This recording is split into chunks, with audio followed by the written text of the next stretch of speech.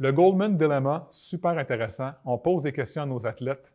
Ça a été étudié dans les années 80, ça a été refait dans les années 2010.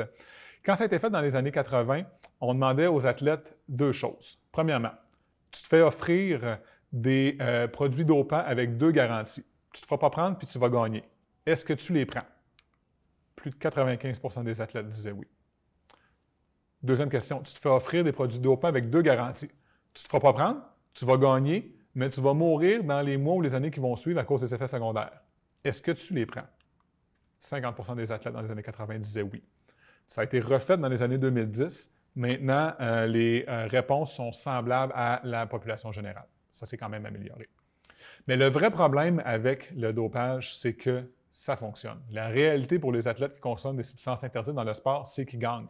Les drogues fonctionnent bien, puis ça vient de Dr. Catlin, qui est le précurseur mondial, le father of drug testing, qui est le fondateur là, du laboratoire analytique de UCLA. C'est une machine d'antidopage, mais on doit se rendre à l'évidence, les drogues fonctionnent bien.